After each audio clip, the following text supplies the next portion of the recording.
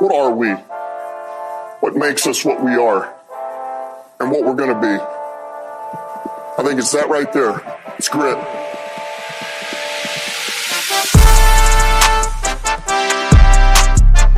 It's grit.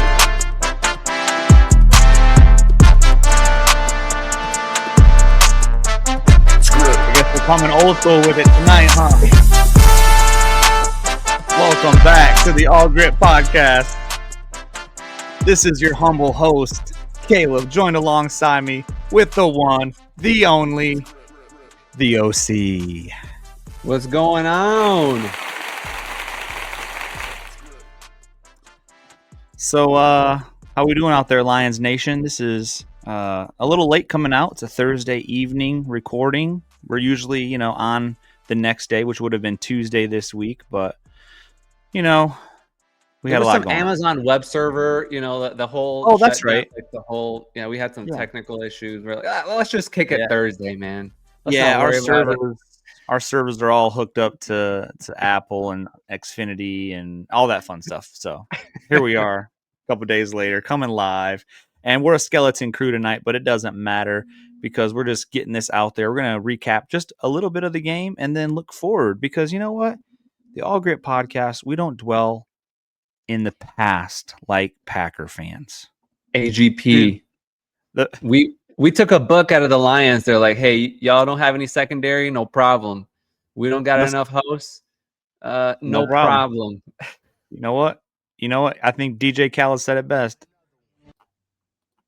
He said, but the OC turned him down though. God dang it. All right, so let's get right into it, bro. Let's talk about that secondary just briefly. So Lions come into last Monday's game with no starting safeties, no starting cornerbacks, and the Legion of who? The Legion of whom showed up, bro? Legion of whom? We didn't know about the Legion of whom. Legion of whom? So we say all that to say these guys that were working at Taco Bell 2 weeks ago just stepped up and played immaculate games. In fact, we're going to get right into it. We got a video breakdown. If you're watching on YouTube, I think Adrian's got. Do you have that, Adrian, still or no? I thought we'd do like sounds of the game. I thought we could kind of listen to Mr. What's the voice caller on Fox? Dan. Dan. The guy that got its autograph at training camp. Yeah. Well, listen. Why to is his name escaping me? Lions Radio. I know it's escaping me right now. And listen to the bench as Nick Whiteside, one of the backups, to the backup. Like if people don't understand, he came in because our backup, Rock Ya-Sin, got injured. He needed to come out. So then we got like a third or fourth string or whatever you want to call him come in, and he's just locking down the Tampa Bay wide receivers. This is kind of little sounds of the game on the sideline. How pumped were the staff, the coaches, the players after just a show out late in the fourth quarter? Dan Miller, that's right. Now checks it down to Otten, who makes the catch. The ball was simultaneously grabbed by Arthur Millette. Oh! That's ours. It's offense. Easy up. We're going to take a look at something. Back throws, end zone. It is knocked away and incomplete. What a terrific defensive play by Nick Whiteside. Crazy play. Saved a touchdown. Right here. He could have intercepted that. Yeah, he could have easily.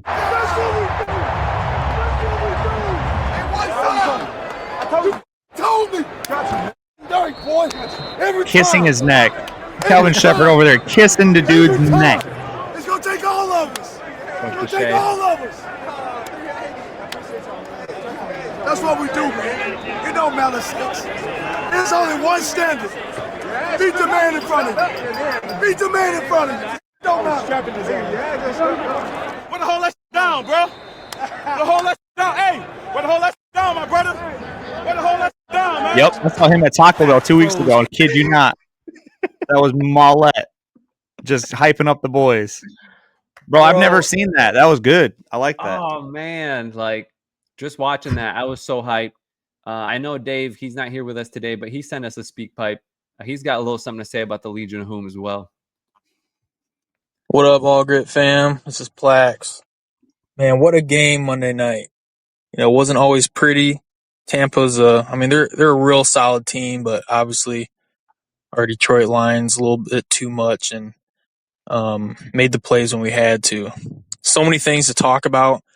But I just wanted to mention, obviously the star of the show, the secondary, the Legion of whom they're called, a bunch of no-name guys who just showed up this week. But man, they absolutely balled out. They're in position, making plays. It was like all the starters were back. But I just wanted to ask, going forward, what's your confidence level going forward? You think that was a one-hit wonder, or you think Shep will have them dialed in, ready to go week in, week out till we get Kirby and everyone else back? Let me know. Beautiful question. question. Yeah. In fact, I wrote down a question similar to that I wanted to get your opinion on. So go ahead. You take it first. What do you think? My initial thoughts are go back to the press conference that Shep had on Tuesday, sorry. And he's like, these guys, we talked to them in the film room and told them, this is your chance to change your life. Like, this is your chance to show 32 teams, so the Lions included, to put it on tape, Monday Night Football, and show the world what you're made of. You have this life-changing opportunity. Go show out. And man, did they show out. Like, these guys were playing literally for their life. Like, was Mike Evans playing for his life? Was Emeka Ibuka playing for his life? No. That was his calf. They were playing not to get injured. Like, granted, if I was them, I would be the same thing. Like, I'm not trying too hard. I'm not trying to pull my hamstring. Thoughts out to Mike Evans. Poor guy got a concussion and broke his collarbone. I think he's out for the season. Clavicle. There goes his clavicle. But no, these DBs were like, I gotta feed my family. I gotta survive. And I gotta survive in the NFL. I'm tired of bringing home Taco Bell every night for these kids after I leave work. It makes sense why these guys are playing with their heads falling off, dude. Like, they are scratching for any type of life in this league. And that's what drove these guys. And the coaches knew it. Like, they fed into that and fed them and put them in the right situations and the right schemes. It was a perfect plan by the coaching staff. And then they just, put wood into the fire for these guys to motivate them. And man, it was beautiful to watch.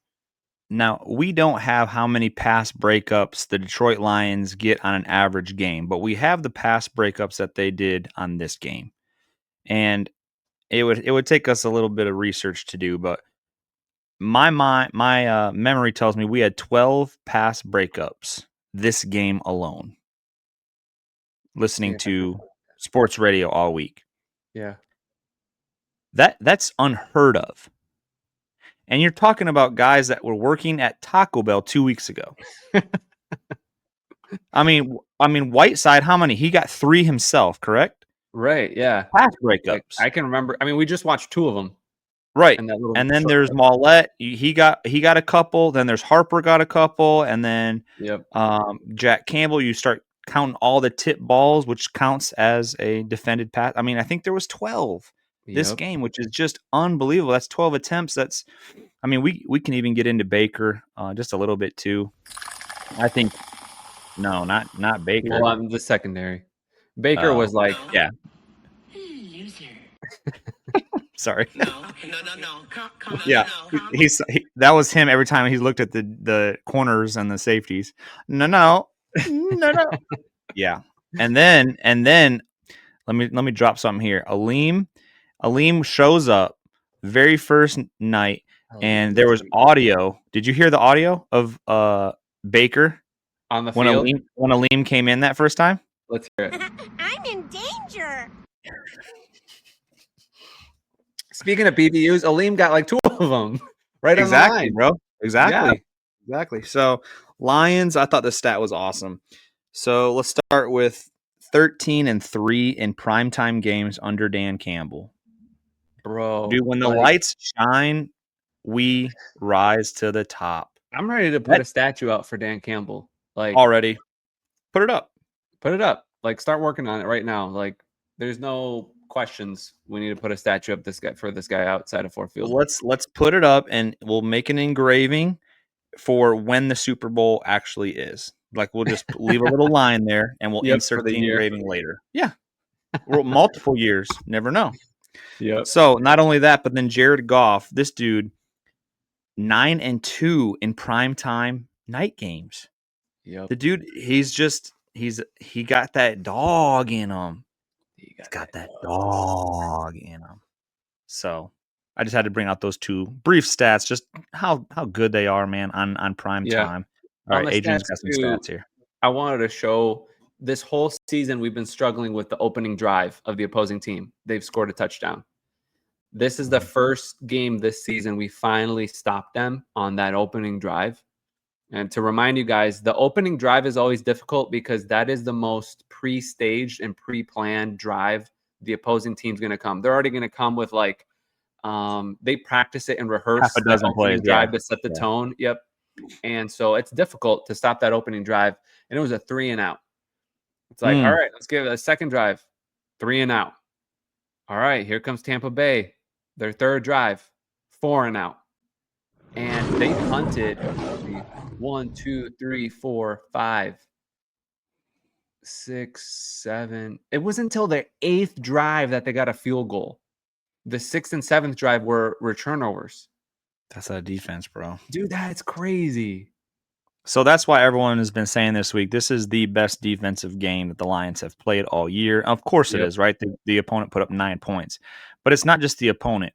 If we would have let the Cleveland Browns put up 9 points against us, we would have been like, okay, they're the Cleveland Browns.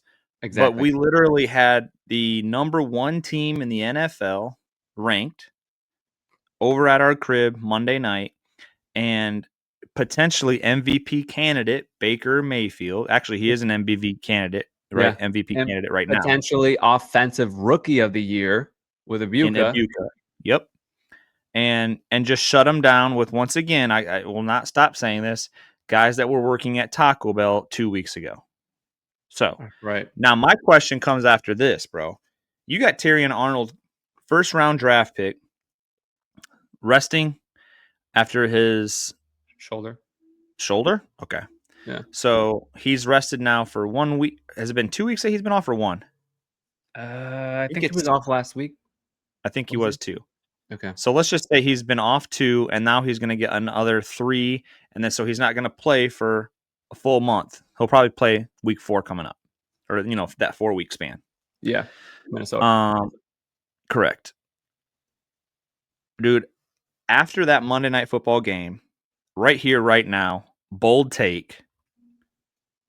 Yeah, we need a bold take sounder, honestly, but yeah, you know what I'm talking about. The Detroit Lions trade Terrion Arnold. What? To whoever. And we get whoever. Because we're putting Whiteside on that corner, and we're paying that man like a number 1 corner with whenever his contract is due. That dude was legit. And if that hits, bro, I win the bold takes for the years. That's 5 bold takes. That's like the boldest take we've had like since we started this podcast. I'm talking number 1. I mean, we don't need him. The dude is, and that's another thing. How many pass interference penalties did we have on Monday night, bro? Back you up. You always call me a slappy, bro. You always call me a slappy. Let's back up a little bit. Let's back up. Hard. Nick Whiteside, I absolutely loved how we played this game. All right. I want to start with that. Waiting for the hammer. It's just 1 game, dude. It's the NFL. His tape You're is out there right, now. bro. You're right. And we've seen 6 now. games with Terrion Arnold playing like trash. So I'll take the 1 game over the 6 games. His tape is out there. Wide receivers will study him. But I love his frame, dude. He's huge. I didn't realize how tall the guy is. Like, if you look at him on the tape, he's lengthy and big.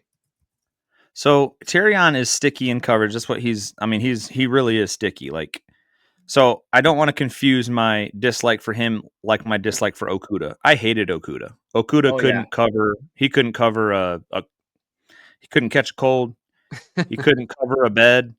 Like, drop in your synonym or whatever, but Yeah. this dude, he was everywhere and he was so sticky and he put his hand up and he didn't get fouls. And it was just, talk about a pressure game Monday night, lights out, 60,000 people Yeah. plus He in had there. nothing And to just, lose. Yeah. He could play. I mean, the whole oh, secondary could play free because they had nothing to lose and everything to gain. they had nothing to lose because they could have went right back to work across the street. But at it like Taco goes Bell. to show too, it's like week to week in the NFL it is hard to win, and it's hard to tell who will win in these games because sometimes it comes down to who wants it more. And it's not about talent every single week to week.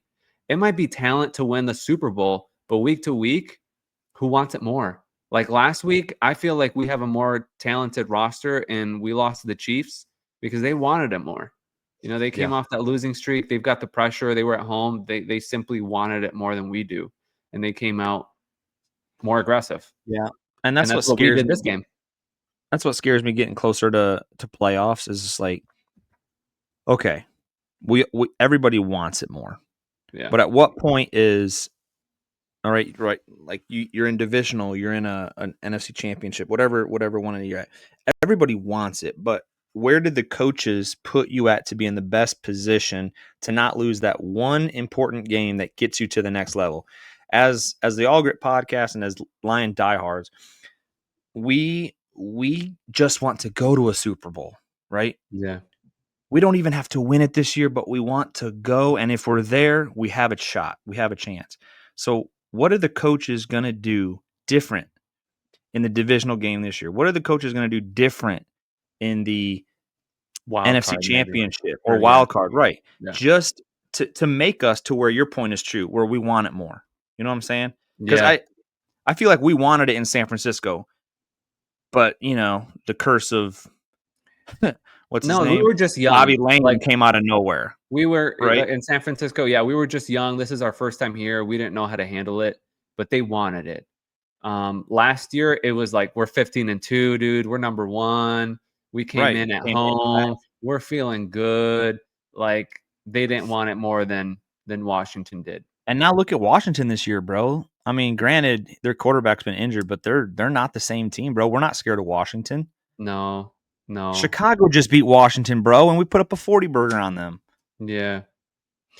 Well, Washington. I don't know about them as a program yet, but they've got potential. They just I like their they coach. need to keep building. Yeah, I like their coach. They just may be hitting the injury bug like we had last year. Speaking of injury bug, boys, we're on a 2-week hiatus from football. And I say that in a great way. We played Monday. We don't play this Sunday. We don't play Monday. We don't play next Thursday. We're playing next Sunday at 1:00. And where are we playing, bro? At the crib. We're playing at the crib. We don't got to go nowhere. So talk about rest. We're supposed to be getting Malcolm Rodriguez back potentially, as if we even need him when our 3 linebackers are just top of the league right now. McNeil, after getting a game under his belt and then 2 weeks rest. Marcus Davenport back. DJ Reed. Yeah. Brian Arnold. Branch back from suspension. You got both of the secondaries guys with Branch and Kirby back. Yeah. It's just, man, I don't want to get too high, but it's kind of hard not to, right? It's kind of hard not to get high depth right now. Yeah. All right, bro. So let's kick it over real quick to just a brief look forward to. Actually, dang, that's way far. I don't even think we should talk Minnesota right now. We got a whole nother. Let's just watch Minnesota tonight, bro. Yeah, that's right. They play tonight again. Who do they play? Let me look it up. Oh yeah, let's talk some NFC North real quick. So we got Minnesota Vikings playing. They play the Chargers tonight. Okay, and I got Chargers winning that game, bro. What about you? Yeah, I got Chargers winning that game as well. I think morale in Minnesota right now, not very good. Not very good. They got a ginger for a quarterback. And if you ever heard the All Gritt podcast, you can't win anything with a ginger. Actually, those sentiments are from one and only Mike Valenti, which I've stole. So thank you, Mike. And you know who's not a ginger? Who's that? Dan Diamond Equipment. Today's episode is sponsored by Dan Diamond Equipment, a used fork truck dealing company located in Hastings, Michigan. They sell and rent fork trucks and die handlers. With over 30 years of experience, don't hesitate to call Dan Diamond Equipment for all of your fork truck needs. Reach out to Dan at 269-948-3377. Again, the number for Dan Diamond Equipment, 269-948-3377. All right, bro.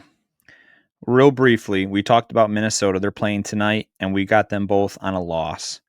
So let's look at the Chicago Bears schedule real quick. So we have Bears got some steam right now. They're gaining momentum. They got skip Baltimore. them, they're playing Baltimore in Baltimore Right. at 1:00. So right now the spread, bro, check this out. They must know that Action Jackson is back. They got -6.5 for Baltimore. So Chicago's getting 6.5 points, bro. That's insane. That shows how trash people really think Chicago is. Even if Action Jackson, that's hard to say. Jackson is not playing. Who's their quarterback if he doesn't play, bro? Who they running out there? Who are they running out there? I don't even know their backup. But that's crazy. Yeah. Chicago's getting 6.5. So I think it's that guy from Central that played with our boy AG at Central. What's his name? He was at the Cowboys. He's a ginger too. Cooper Rush. Cooper. Yeah. Okay. Yep. Yeah. He was way better in Chicago or Dallas. Let me tell you that. Yeah. But yeah, I'm looking forward. Hopefully that game's on here locally because I'm gonna be a Baltimore slappy. We got the Green Bay Packers, bro, playing against Aaron Rodgers in Pittsburgh. I got the Pittsburgh. I got all opposite NFC North teams this week. What about you, bro? I agree. I think Aaron Rodgers wants revenge on his old team. This is the first time he plays them. And I was listening to the St. Brown podcast earlier this week. EQ, Amon-Ra's brother, used to play in Green Bay with Aaron, knows him very well. And he was like, yeah, Aaron wants to demolish them this week. I'm sure he does. He's all in to take a win this week against his old team. Correct me if I'm wrong. Did Aaron play the Packers when he was with the Jets? No. The second year? Are you sure, bro? The first year he broke his foot. I swear he played possibly the team played the Packers. I can try to find. Oh, and maybe he was injured. Yeah. Yep.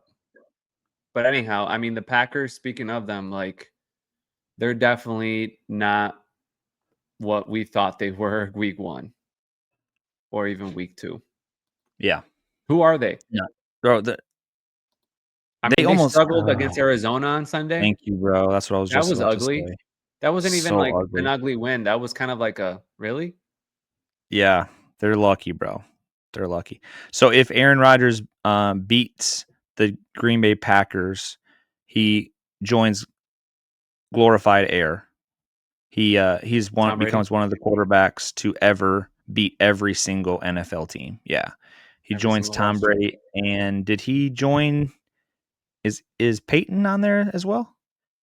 Did Peyton? I think Peyton beat the Colts. Yeah, when he went over to Denver. But yeah. So, anyways, a lot of different NFC North action this week that us Lions fans can just sit back after a nice Monday Night Football win, and we can just sit back and watch the Bears, the Packers, and the Vikings. Never doubted it. Oh man, what a beautiful night we have ahead of us. So you want to, we'll save our bold takes. We'll wait till the boys get back here. We'll pump out an episode, probably bi-week episode. Maybe we. We'll pump out something Monday, probably, right? Yeah. Maybe take on the NFC results, those games. Looking forward. Now, do you have a Viking fan, my buddy? Possibly. Okay. Well, let me know because I have a Viking buddy. I have a Viking buddy in Bethel. See, when we were up there, we met all kinds of people. So we had Steve, who was a Chiefs fan. Crazy, I do have insane a Viking people. Right. So I might be able to get Mr. Dan on the podcast. Just let me know if your guy doesn't work out. All right. Let's see if we can get somebody. All right, boys. Well, for the All Gritt podcast, just a short little pod to get out to you listeners. Please support the podcast. Please continue to support the podcast as you've been doing, listening to us on all forms, Amazon, Apple, Spotify, you name it, YouTube if you're watching, and go ahead and click on that like, the subscribe button, whatever it is, and also go to the socials, click on the link tree, and if you want to be a sponsor, you can sponsor this here podcast and have your name along with Dan Diamond, along with Annual Painting, along with Eden with the car business and all that fun stuff. We need to pump out some more of those, bro. That's right. All right, for the All Gritt podcast, we out.